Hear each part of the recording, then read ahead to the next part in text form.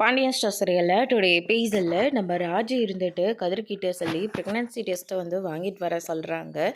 இதை நம்ம வர வழியில் நம்ம பழனி பார்த்தோன்னே என்னடா மாப்பிள்ள காலையிலே இந்த பக்கம் வந்திருக்க அப்படின்னு சொல்லிட்டு கேட்கவும், யாருக்காவது உடம்பு முடியலையாடா அப்படின்னு சொல்லிட்டு கேட்டுக்கிட்டு இருக்காங்க. அதெல்லாம் ஒன்றும் இல்லை மாமா, எல்லோரும் நல்லா தான் இருக்காங்க. ராஜி தான் நைட்டேருந்து வாமிட் பண்ணிக்கிட்டே இருக்கா. அதனால் அவளுக்காக ப்ரெக்னென்சி டெஸ்ட்டு தான் வாங்கிட்டு போகிறேன், அதை தான் வாங்கிட்டு வர சொன்னா அப்படின்ற மாதிரியே சொல்லிடுறாங்க. என்னடா மாப்பிள்ள சொல்கிற, இவ்வளோ சந்தோஷமான செய்தியை இவ்வளோ காலையில் நீ சொல்லுவேன்னு நான் கொஞ்சம் கூட எதிர்பார்க்கவே இல்லைடா அப்படின்னு சொல்லிட்டு நம்ம பழனி மொத்த குடும்பத்துக்கும் போய் விஷயத்த சொல்லிடுறாங்க.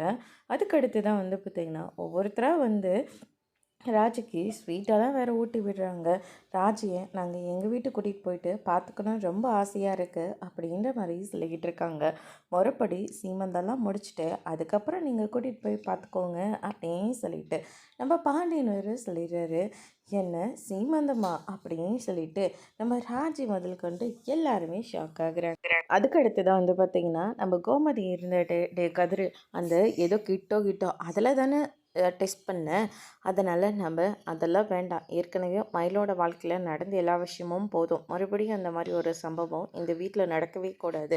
நம்ம முறைப்படி டாக்டர்கிட்ட போயிட்டு செக் பண்ணிக்கலாம் அப்படின்னு சொல்லிட்டு நம்ம கோமதி ராஜியும் கதிரையும் ஹாஸ்பிட்டலுக்கு கூட்டிகிட்டு போகிறாங்க.